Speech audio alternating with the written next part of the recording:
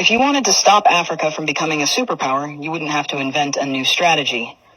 The blueprint has already been written, tested, and perfected over centuries. You'd start by making sure Africa never unites. The easiest way to do that is by keeping people divided along ethnic, tribal, and religious lines.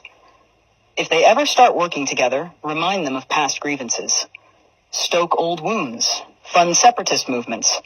Keep border disputes unresolved. Make sure every time they take one step forward, they take 2 steps back because they're too busy fighting each other. You'd install leaders who serve foreign interests, not their people. Find the most corrupt, the most easily manipulated, the ones who crave wealth and status more than progress. Offer them power in exchange for loyalty. If a leader rises who actually cares about Africa, get rid of them. Assassinate them if necessary. But if that's too messy, just destabilize their government and back a coup. If they talk about nationalizing resources, make an example out of them. If they try to unite Africa, take them out before the idea spreads. You'd keep Africa economically weak by making sure it never industrializes. Let them export raw materials, but never process them themselves. Control the mines, the oil fields, the rare earth minerals. Keep them selling cheap and buying expensive. If a country tries to break free and build its own industries, sabotage it. Place sanctions, destabilize its currency, fund local opposition, crash its economy. If that doesn't work, orchestrate a civil war. People can't build when they're too busy trying to survive. You'd make sure their education system produces workers, not innovators. Teach them history that glorifies their oppressors. Make them think their cultures are primitive. Their ancestors were savages. Their future depends on foreign approval. Train them to memorize, not to think critically. Keep their best and brightest looking overseas for opportunities. Make them dream of escaping Africa rather than fixing it. Offer scholarships that take their top minds to the West and never encourage them to return. Let the continent keep training doctors and engineers only for them to go enrich other nations. You'd control their narratives. Own their media. Control their stories. Dictate their image to the world. Make them believe they are corrupt, hopeless, eternally in crisis. Flood their screens with poverty porn and war zones. Show them charity ads that make them believe they are helpless without foreign aid. Downplay their successes. Twist their victories into isolated incidents. If an African country develops a groundbreaking innovation, credit a foreign investor. If an African leader implements a successful policy, frame it as an anomaly rather than proof of competence.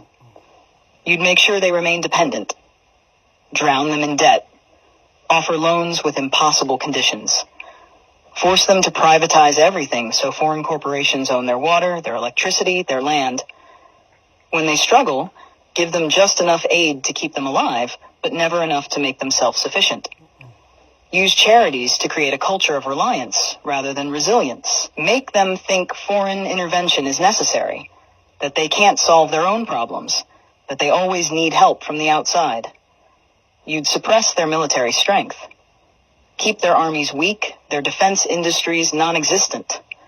Sell them weapons to fight each other, but never let them develop high-tech military technology. If a country tries to build a strong defense system, accuse them of being a threat to stability. Make sure they always need foreign peacekeepers, foreign military bases, foreign advisors controlling their security.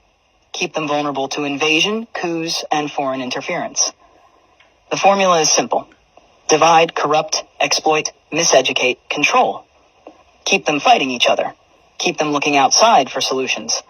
Keep them poor, dependent, insecure. Make sure every attempt to break free is met with resistance so strong that the next generation thinks twice before trying again. This isn't a theory. It's history. The real question isn't how to stop Africa from becoming a superpower. It's how Africa can break the cycle despite every effort to keep it down. Too bad. Our leaders know about all these things and they keep on misbehaving. If you want to travel to abroad, Western world, they made it very difficult for you to travel. But if they want to come to Africa, it's very easy. Once they have their passport, they will not spend up to $500. They will come to Africa. But if you want to travel to Western world, you have to spend a lot of money. By the end of the day, they will deny you a visa. They know about everything that is going on. They keep quiet, doing nothing.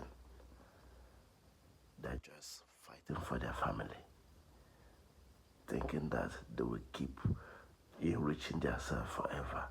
It will not work. God have mercy on us because I don't know where we are going.